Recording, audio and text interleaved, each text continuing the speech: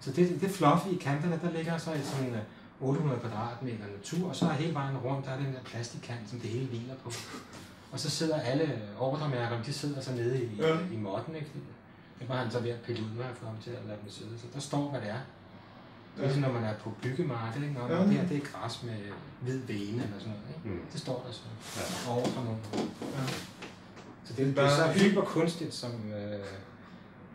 Der er ikke nogen et øjeblik, der er tvivl om, at det her, det er ikke natur. Det er rent kulturprodukt, der bare ligner naturen.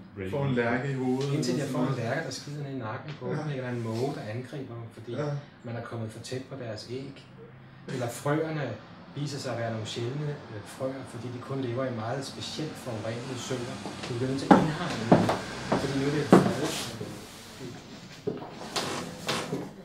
Jeg hedder Stig Andersson, jeg er fra SLA. Jeg skal fortælle om procesurbanisme, byen som kunstigt økosystem.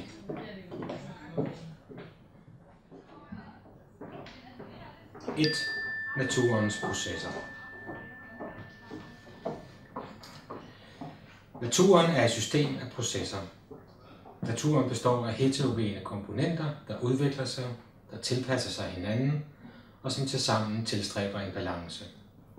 Naturen er i stadig forvandling. Dens system er selvregulerende, den er dynamisk, smidig og kan tilpasse sig. Tilsvarende gælder det for mennesket og for samfundet. Når samfundet er dynamisk, og planlægningen af vores byer naturligvis også være det. Ellers bliver byerne hurtigt afviklet. Det bliver faktisk en hindring for samfundets fortsatte stofskifte og evne til at kunne optage forandringer. Dynamikken kalder på en byplanlægning, der løbende kan justeres.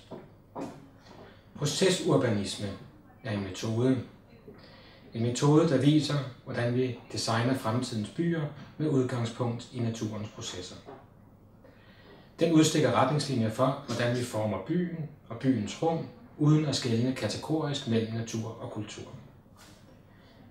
En byplanlægningsmodel, der er selvregulerende og processuel som et kredsløb i et økosystem i balance med samfundets udvikling. Eksempelvis er byplanstrategien for Hornshøj et forslag til, hvordan naturen både kan være omdrejningspunkt for sammenhængen mellem byens nye kvarterer og for den organisatoriske struktur i hver enkelt kvarter. Procesurbanismen skaber mangestrenget netværk af mulige og uventede forbindelser mellem komponenter. Komponenter, der ikke nødvendigvis har noget med hinanden at gøre. Som vindmøller og bølgeenergi, veje og strandfugle eller kloakker og jakkesæt. Procesurbanismen inkluderer frem for at ekskludere. På den måde skaber vi resultater, der er større end summen af delkomponenterne. 1 plus 1 er ikke, som de fleste tror, 2, men 11. I projektet til en omdisponering af Ørestad Syd, hvor opgaven lød, hvordan sikrer vi, at der kommer byliv i Ørestaden, foreslog vi en ny type natur, der er baseret på en vekselvirkning mellem en række velkendte typer, som skov, våding og klitter. Processen var at lade dem være og så se, hvad der skete. Når de var overladt til udvikling under de lokale vejrforhold, hvordan ville den nye natur så komme til at se ud. Universet, som vi kender det i dag og som vi oplever det, er et resultat af få og simple udgangspunkter, komponenter, der har vekselvirket med hinanden over tid. Resultatet var uforudsigeligt og forunderligt. I begyndelsen var der helium og brint, et enormt rum, flere milliarder år forløb, og resultatet af iPhones, papir og kunstige organer til implantering. Heterogene komponenter bringes sammen som helium, brint, et stort rum, tid, resultatet en stol. En fantastisk læresætning.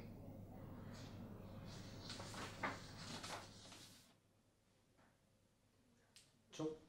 Blandinger. I det 20. århundrede betød byplanlægning masterplanlægning. Masterplaner, hvor boliger, erhverv, infrastruktur og rekreative arealer var adskilt og ofte organiseret i faste og geometriske uforanderlige strukturer. Trods mange og stadig flere sammenbrud i disse strukturer, sociale uligheder, konflikter og økonomisk utilstrækkelighed i planerne, har man bevaret troen på det store greb, på masterplanen som model for byplanlægning. troen på, at en overordnet og strukturel masterplan er den rigtige. Denne måde at planlægge på har meget vanskeligt ved at optage ændringer og inkludere dem. Det er en planlægningsmodel, der genererer flere problemer, end den løser. En byplanlægningsmodel baseret på tro frem for erkendelse og viden.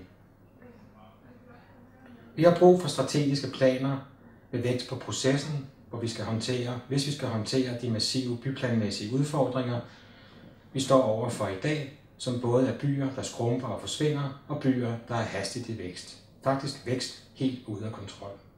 Vi må spørge, hvad skal der ske med forstæderne, med 1960'ernes parcelhuskvarterer, med stationscentre?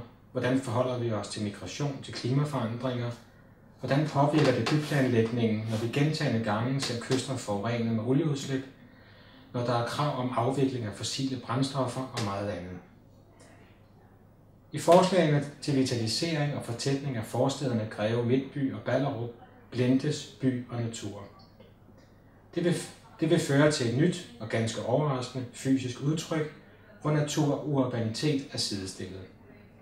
Det vil til lige indføre et nyt byudviklingssystem, der ikke fastlægger materialitet og tæthed kvad mere byggeri, men kvad øget intensitet i byliv, i oplevelser, indhold samt stoflighed. Kommercielle funktioner sidestilles med fuglesang og pindsvin, der sidestilles med kulturelle aktiviteter og undervisning. Shoppingoplevelsen er unik og findes endnu ikke andre steder i Danmark. Mennesker lever ikke i masterplanlægningen. De lever i rummet, i det fysiske rum, i kontakt med stofskiftet og vejret.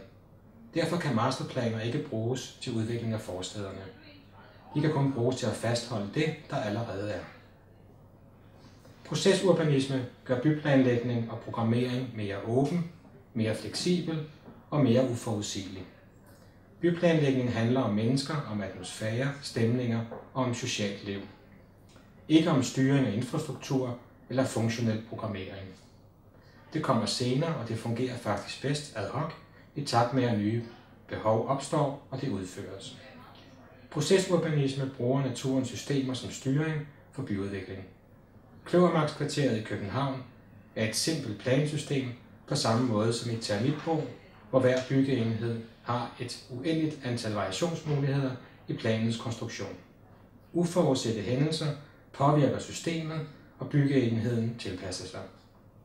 Det enkelte led i planen skifter karakter, og hele planen justeres efter behov og situationen.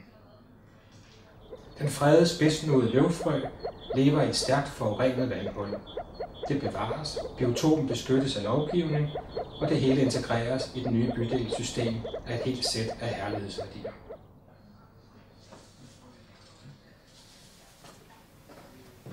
Tak.